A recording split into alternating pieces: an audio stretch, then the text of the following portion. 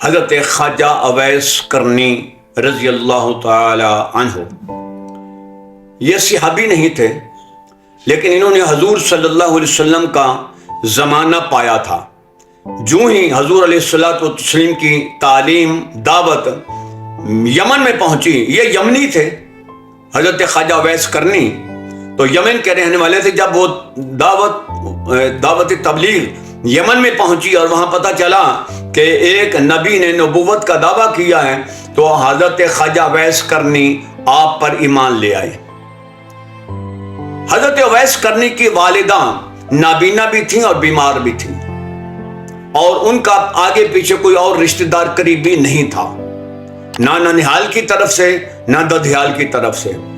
لہذا اویس کرنی کو ان کی والدہ اجازت نہیں دیتی تھی کہ کہیں وہ دور چلے جائیں۔ وہ قریب قریب رہتے تھے، کیونکہ ان کی والدہ کی دیکھ بھال کرنے والا کوئی اور نہیں ہوتا تھا۔ اس لیے حضرت اویس کرنی نے اپنے اوپر یہ فرض کر لیا تھا۔ ویسے بھی فرض ہے ہر اولاد کے اوپر کہ وہ ماں باپ کا دھیان رکھے اور خیال رکھے، لیکن اویس کرنی اس کا زیادہ اہتمام کرتے تھے اور دور دراز نہیں جاتے تھے۔ نبی پاک صلی اللہ علیہ وسلم کی یاد ان کو بہت ستاتی تھی۔ اپنی والدہ سے کہتے بھی تھے کہ میرا دل چاہتا ہے کہ میں حضور کی زیارت کر کے آؤں۔ اگر وہ زیارت کر لیتے تو صحابی بن جاتے، وہ صحابی نہ بن سکے، کیونکہ انہوں نے اپنی جاگتے ہوئی آنکھوں سے حضور صلی اللہ علیہ وسلم کی زیارت نہیں کی تھی۔ ایک مرتبہ انہوں نے کوشش کی، والدہ سے اجازت لی، مدینہ طیبہ میں آئے، لیکن والدہ نے چلتے ہوئے یہ کہہ دیا تھا کہ بیٹا اگر حضور گھر میں مل جائیں تو ان کی زیارت کر لینا، اگر وہ گھر میں نہ ہوں تو ان کو تلاش کرنے کے لیے آگے پیچھے نہ جانا، جلدی واپس آ جانا، اس لیے کہ مجھے سنبھالنے والا کوئی ہے نہیں۔ تو حضرت خواجہ اویس کرنی جب مدینہ طیبہ میں آئے تو آپ نے دروازے پہ دستک دی۔ سیدہ کائنات سیدہ عائشہ صدیقہ سلام اللہ علیہا نے آگے سے پوچھا کون؟ انہوں نے کہا کہ میں در رسول کا فقیر ہوں۔ انہوں نے آگے سے جواب دیا کہ حضور تو گھر میں نہیں ہے، تو کوئی پیغام ہے تو بتاؤ۔ تو انہوں نے کہا نہیں، بس بتا دینا کہ ایک فقیر آیا تھا۔ واپس سیدھا یمن پہنچ گئے، اتنا طویل سفر کر کے آئے اور صرف اتنا سنا کہ حضور گھر میں نہیں ہے، یہ سن کے واپس یمن میں چلے گئے۔ تو حضور صلی اللہ علیہ وسلم جب تشریف لائے تو آپ نے ارشاد فرمایا عائشہ کیا گھر میں کوئی آیا تھا؟ میرے دروازے پہ کوئی آیا؟ تو حضرت سید عائشہ صدیقہ نے عرض کی یا رسول اللہ صلی اللہ علیہ وسلم ایک آدمی آیا تھا، تو میں نے پوچھا تھا کون؟ تو اس نے آگے سے آواز دی تھی کہ کہہ دینا کہ ایک فقیر آیا تھا۔ تو حضور صلی اللہ علیہ وسلم نے ارشاد فرمایا میں جانتا ہوں وہ فقیر کون ہے۔ تو سیدہ عائشہ نے پوچھا کہ آپ کو کیسے پتا چلا کہ کون ہے؟ تو حضور نے فرمایا مجھے اس کی خوشبو آ گئی تھی۔ اب دیکھیں ساری کائنات کی خوشبوؤں کا مالک، جس کے پسینے سے خوشبو ایسی آتی ہے کہ دنیا کائنات میں ایسی خوشبو کہیں ہے نہیں، وہ فرما رہے ہیں کہ مجھے اویس کرنے کی خوشبو آ رہی ہے۔ اللہ اکبر کبیرہ، یہ ہے مقام، یہ ہے مرتبہ حضور صلی اللہ علیہ وسلم سے محبت کرنے والوں کا اور ماں کی خدمت کرنے والوں کا۔ تو عائشہ صدیقہ نے پوچھا کہ اگر وہ آپ سے اتنی محبت کرتے ہیں، آپ اس سے اتنی محبت کرتے ہیں، تو اس نے پھر آپ کا انتظار کیوں نہیں کیا؟ تو حضور نے فرمایا اس کی بوڑھی ماں ہے، نابینا ہے، بیمار ہے، وہ اجازت لے کے اتنی ہی آئے تھے، تو اس لیے میں نہیں ملا تو وہ واپس چلے گئے۔ انہوں نے اپنی ماں کی دیکھ بھال کرنی ہوتی ہے۔ دوستوں میں یہاں پہ اپنی ویڈیو کو اس سے پہلے کہ آگے چلاؤں ایک بات عرض کرنا چاہتا ہوں کہ وہ لوگ جن کے ماں باپ زندہ ہیں اور ان کو اپنے ماں باپ کی ضرورت ہے، دیکھ بھال کی ضرورت ہے اولاد کو، اور ان کے ماں باپ کا ان کی اولاد کے علاوہ کوئی اور سہارا ہے نہیں، ان نوجوانوں کو، ان اولادوں کو چاہیے کہ وہ اپنے ماں باپ کی خدمت کریں، اپنے ماں باپ کی خدمت چھوڑ کر کوئی آدمی دعوت تبلیغ کے لیے نکل جائے، تبلیغی جماعت کے لیے نکل جائے، کوئی آدمی اپنے پیر کے پاس چلا جائے، کوئی آدمی اپنی استاد کی خدمت کے لیے چلا جائے، تو اللہ تعالیٰ کو نہ اس کی تبلیغ کی ضرورت ہے اور نہ اس کے پیر کی ضرورت ہے، نہ اس کے استاد کی ضرورت ہے۔ اگر ماں باپ کو نہیں دیکھتا تو اس کا یہ سفر اس کے لیے مصیبت بن جائے گا۔ ایک جملہ عرض کرتا ہوں کہ اگر کسی کا باپ زندہ ہو یا ماں زندہ ہو، اور یہ بزرگان دین نے کہا، میں اپنی بات نہیں کر رہا، تو 100 بعض روایات میں آتا ہے کہ 1000 ولی، اور وہ بھی ولی کامل جو واقعی اللہ تعالیٰ کے محبوب بندے ہیں، ایک طرف 1000 ولی اور ایک طرف ایک باپ یا ماں، ولی اس کے لیے دعا کریں 1000 ہاتھ اٹھا کر کہ اے اللہ اس کو آسانیاں عطا فرما، اس کی حاجتیں پوری کر دے، اس کا ایمان پہ خاتمہ کر دے، اس کی آخرت اچھی کر دے، اس کی دنیا اچھی کر دے۔ یہ 1000 ولی ہاتھ اٹھا کر دعا کر رہا ہے، اور دوسری طرف باپ ہاتھ اٹھا کر یہ دعا کر رہا ہے، اے اللہ یہ میرا بیٹا میرا نافرمان ہے، اس کی دنیا بھی خراب ہو جائے، اس کی آخرت بھی خراب ہو جائے، اس کی قبر بھی خراب ہو جائے، تو اللہ تعالیٰ 1000 ولیوں کی دعاؤں کو رد فرما دیتا ہے، ان دعاؤں کو نہیں قبول کرتا۔ صرف ایک والد کی دعا کو اللہ تعالیٰ قبول فرما لیتا ہے، اس کی دنیا بھی خراب ہو جاتی ہے، اس کی قبر بھی خراب ہو جاتی ہے، اور اس کی آخرت بھی خراب ہو جاتی ہے۔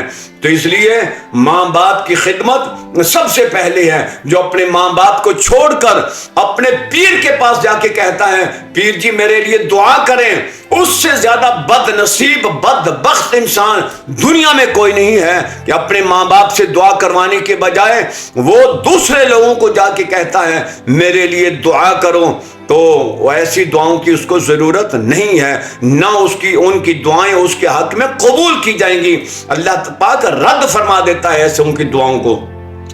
تو ناظرین، حضرت اویس قرنی رضی اللہ تعالی عنہ پھر ساری زندگی حضور کی زیارت نہیں کر سکے، لیکن حضور صلی اللہ علیہ وسلم نے یہ اپنے عمل سے ثابت کر دیا کہ ماں باپ کی خدمت کرنے والا، ماں کی خدمت کرنے والے کا مرتبہ اتنا ہے۔ آپ نے ارشاد فرمایا عمر، علی یہ میرا جبہ لے لو، میرا جبہ لے لو۔ آپ کو زندگی میں اویس قرنی سے، قرن کے رہنے والے اویس سے آپ کی ملاقات ہو تو اس سے اپنے لیے دعا کروانا، امت کے لیے دعا کروانا۔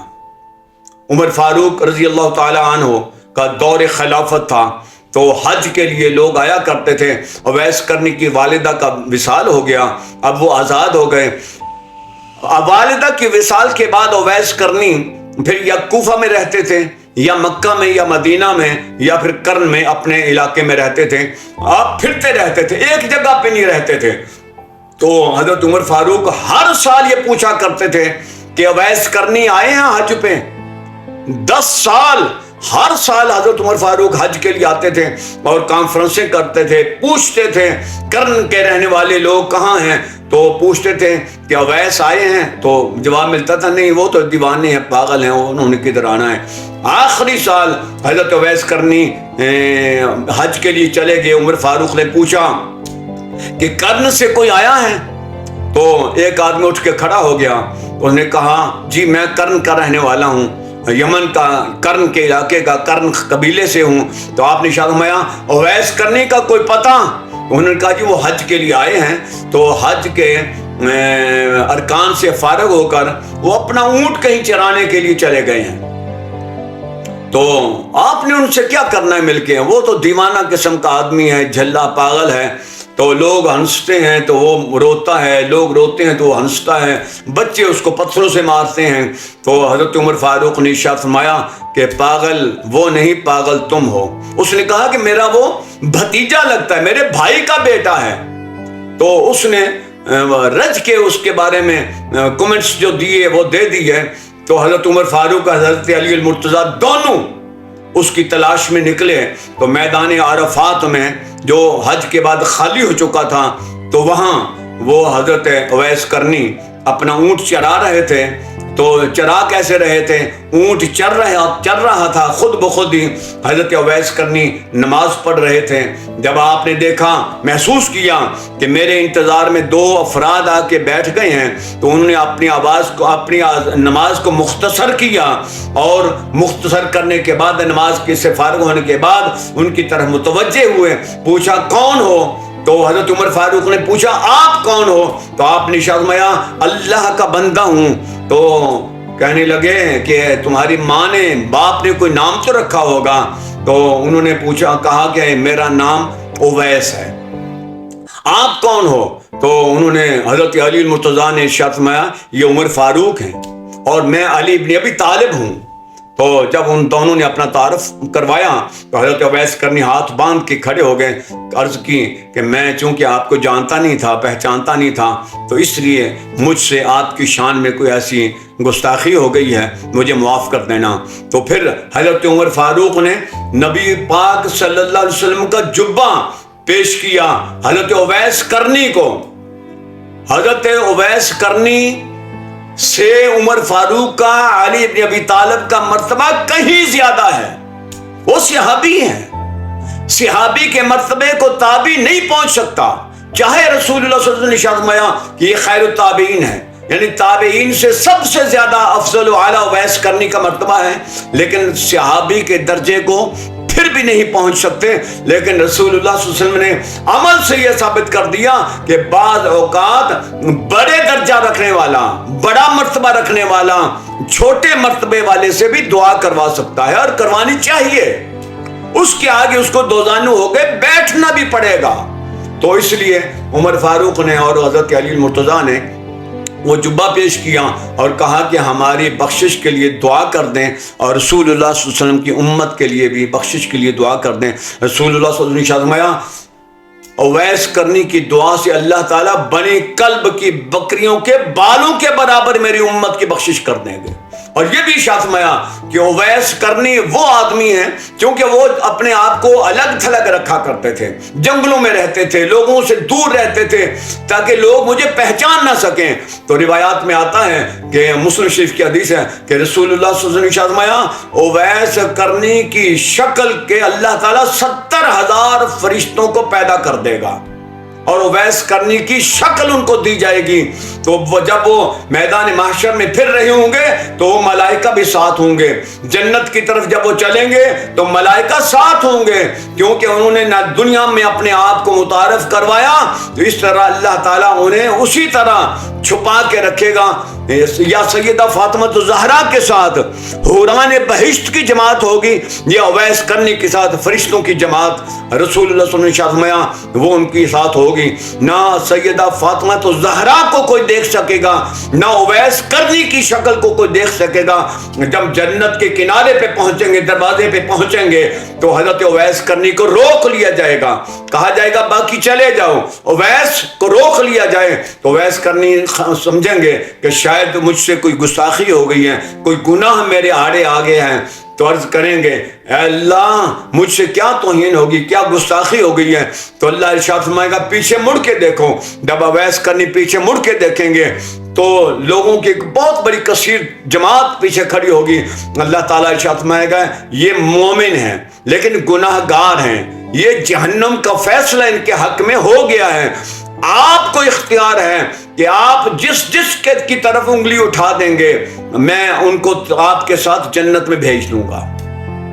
اس سے بڑا اور مرتبہ اور اعزاز کیا ہو سکتا ہے جو اللہ کے رسول صلی اللہ علیہ وسلم نے حضرت اویس کرنی کو عطا فرمایا۔ ایک اور غلط فہمی آخر میں، بہت کچھ کہا جا سکتا تھا لیکن اس خوف سے کہ ویڈیو طوالت کا شکار نہ ہو جائے تو میں اپنی گفتگو کو یہیں پہ سمیٹوں گا، اور آخری بات یہ عرض کرتا ہوں کہ یہ جو عام طور پہ مشہور ہے کہ جب رسول اللہ صلی اللہ علیہ وسلم کے دانت مبارک غزوہ احد میں شہید ہو گئے تو اویس کرنی نے اپنے دانت توڑ دیے، اور یہ خیال کر کے کہ یہ نہ ٹوٹا ہو، یہ نہ ٹوٹا ہو، تو اویس کرنی نے سارے دانت اپنے نکال دیے اور کیلا پھر اللہ تعالیٰ نے نازل فرمایا، اور اویس کرنی وہ کیلا کھایا کرتے تھے، آپ کے دانت نہیں تھے۔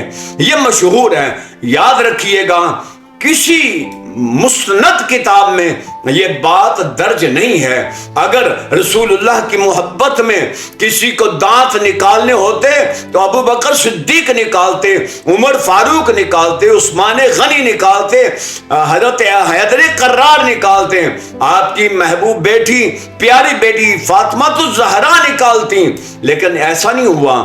اویس کرنی بے شک جتنی بھی محبت کرتے تھے، لیکن ابو بکر صدیق سے زیادہ محبت نہیں، عمر فاروق سے زیادہ محبت نہیں، عثمان غنی سے زیادہ محبت نہیں، حیدر قرار سے زیادہ محبت نہیں کی۔ حضرت فاطمہ الزہرا سے جو سب سے زیادہ حضور سے محبت کرتی تھیں، انہوں نے تو اپنے دانت نہیں نکالے۔ اور دوسری بات کہ رسول اللہ صلی اللہ علیہ وسلم کے دانت جڑ سے نہیں نکلے تھے، دانت ٹوٹا تھا، اور جب دانت آپ کا ٹوٹ گیا تو آپ کا حسن و جمال تو پہلے ہی بے مثل تھا، تو وہ دانت اس انداز میں ٹوٹا تھا کہ آپ کے حسن و جمال اور آپ کا نکھر گیا، اس انداز میں وہ ٹوٹا تھا۔ تو کیلا حضرت اویس کرنی کے دور میں نازل نہیں ہوا، بلکہ سورہ واقعہ میں کیلے کے گچھوں کا تذکرہ ہے۔ یہ جنتی پھل ہے، دنیا میں اس سے پہلے موجود تھا کیلا، تو اس لیے اس غلط فہمی کو دور کر لیجئے۔ حضرت اویس کرنی کو اپنی محبت کا اظہار کرنے کے لیے دانت توڑنے کی ضرورت نہیں تھی، اور اسلام میں ایسی اذیت، شریعت میں ایسی اذیت اپنے آپ کو دینا یہ حرام ہے، مطلقاً حرام ہے، اس کی اجازت نہیں ہے۔ اور اویس کرنی سے زیادہ اس کو کون جانتا تھا کہ خود بخود اپنے دانت نکالنا شریعت میں جائز نہیں ہے۔ اللہ تعالیٰ دین کی سمجھ عطا فرما دے، آمین ثم آمین۔